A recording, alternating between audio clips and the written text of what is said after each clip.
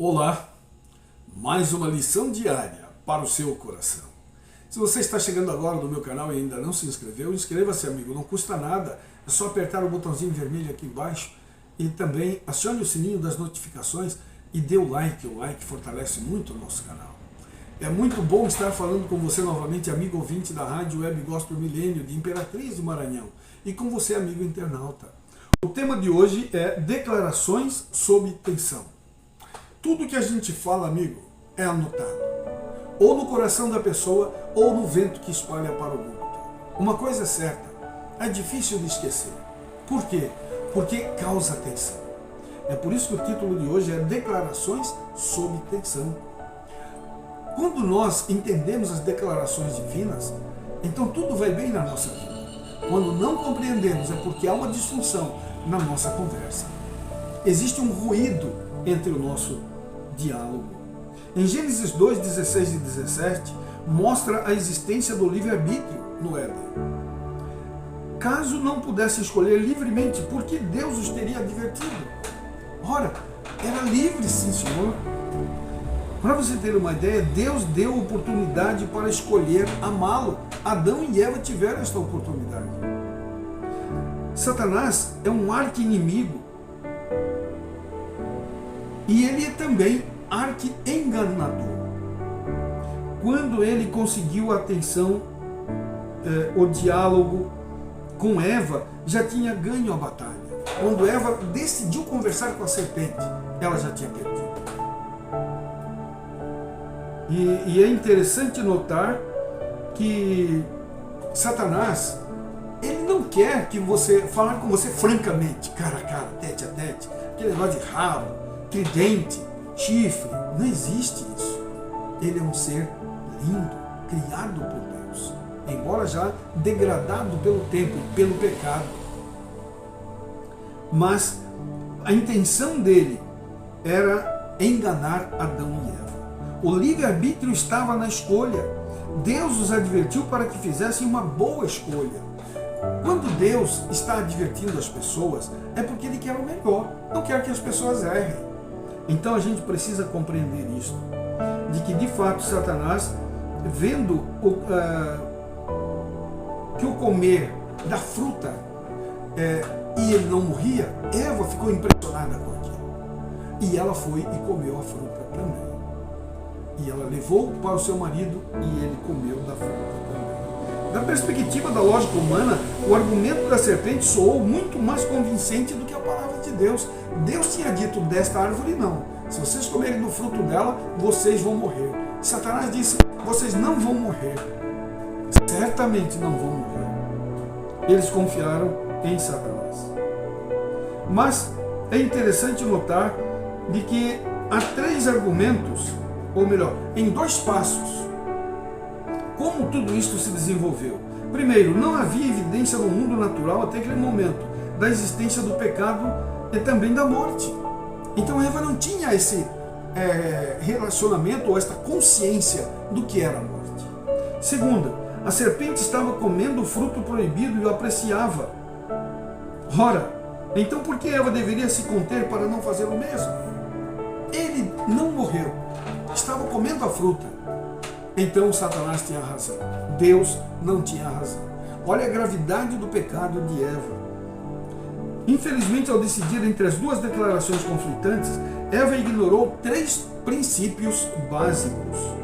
Primeiro, a razão humana nem sempre é a maneira mais segura para se aliviar as questões espirituais.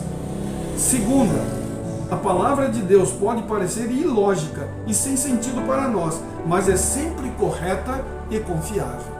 Deus mandou, eu obedeço.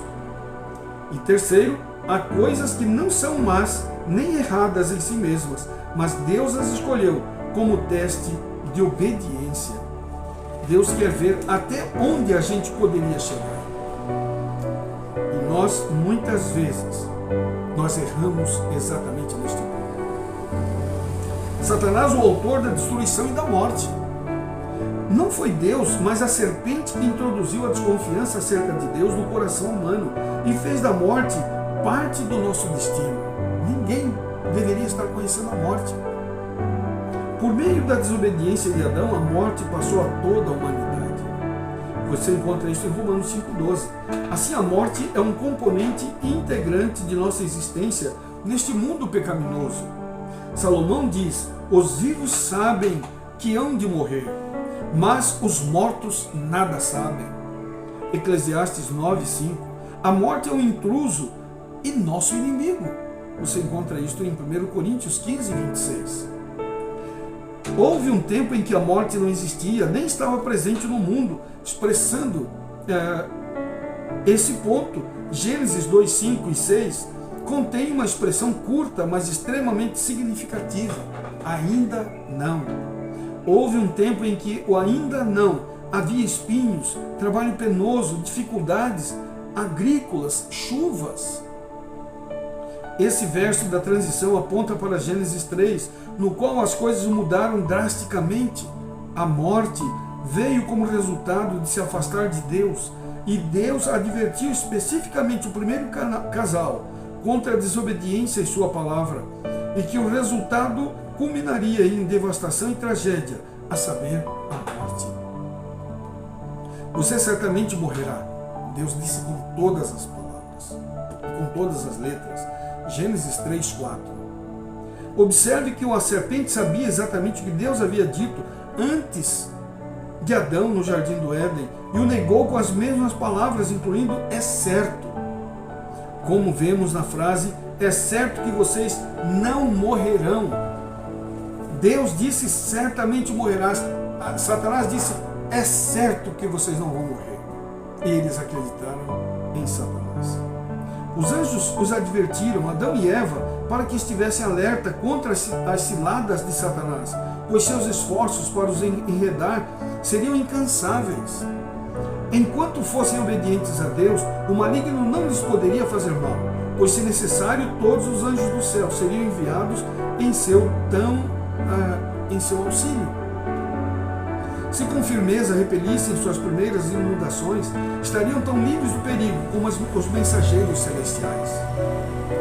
Entretanto, caso cedessem uma vez à tentação, sua natureza se tornaria tão depravada que não teriam em si poder nem capacidade para resistir a Satanás. Os anjos haviam advertido Eva de que tivesse o cuidado de não se afastar do esposo enquanto se ocupava com seu trabalho diário no jardim, pois juntos dele estaria em menor perigo de tentação do que se estivesse sozinha. Contudo, distraiu-se e agora, andando bem distraída em sua agradável ocupação, inconscientemente se afastou de Adão. Percebendo que estava só, sentiu uma sensação de perigo, mas afugentou seus temores, entendendo que possuía sabedoria e força suficientes para discernir o mal e a resistir a ele. Patriarcas e Profetas, página 29 e 30. A curiosidade de Eva aumentou. Em vez de escapar do local, ficou ouvindo a serpente falar. Não ocorreu à sua mente que havia aquela criatura pudesse ser inimigo decaído, usando a serpente como médio? Era Satanás quem falava, não a serpente. Era a serpente que estava encantada, lisonjeada e envaidecida. Se tivesse encontrado uma figura importante, possuindo uma força semelhante à dos anjos, e com ele parecendo, teria ficado alerta. Essa voz estranha deveria tê-la impelido para junto de seu marido, a fim de perguntar-lhe por que alguém teria assim livremente se dirigido a ela. Mas ela entrou em discussão com a serpente. Você encontra isso no livro História da Redenção, página 24 e 25. É expressamente declarado que Satanás trabalha nos filhos da desobediência. Não somente todo acesso àqueles, mas operando por meio de sua influência constantemente inconsciente.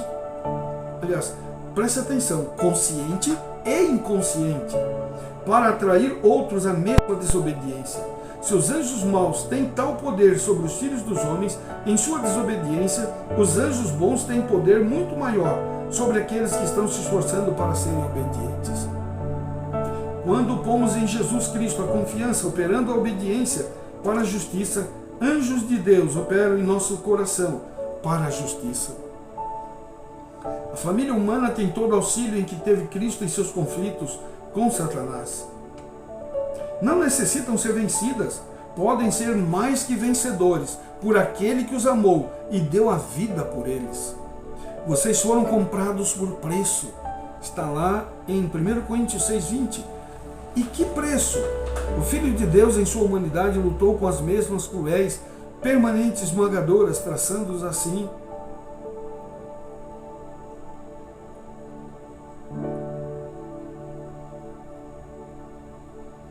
O Filho do Homem, em sua humanidade, lutou com a mesma cruel, aparentemente esmagadora tentação que assedia os homens.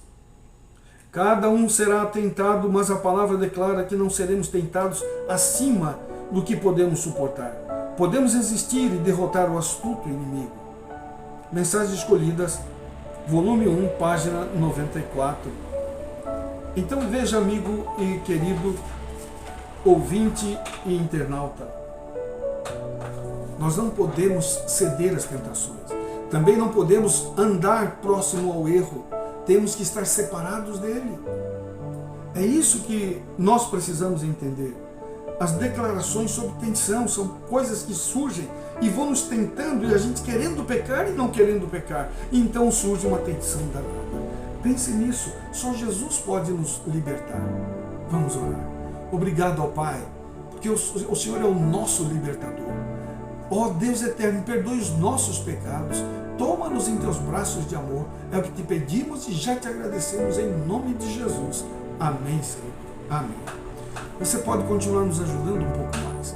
É só você enviar esse vídeo para seus amigos, colegas de trabalho, de estudos. Acredite, você vai estar nos ajudando muito a chegar a 250 inscritos. Amigo, ouça a Rádio Web Gospel Milênio de Imperatriz do Maranhão. Na descrição estão todos os links da rádio. E adquira o livro Mulher Virtuosa, quem achará? Acredite, a mulher é virtuosa e merece a Deus a divindade. Leve-o até eles. O Senhor te abençoe e te guarde. O Senhor faça resplandecer o seu rosto sobre ti e tenha misericórdia de ti. O Senhor sobre ti levante o rosto e te dê a paz. Um forte abraço. Até o próximo vídeo.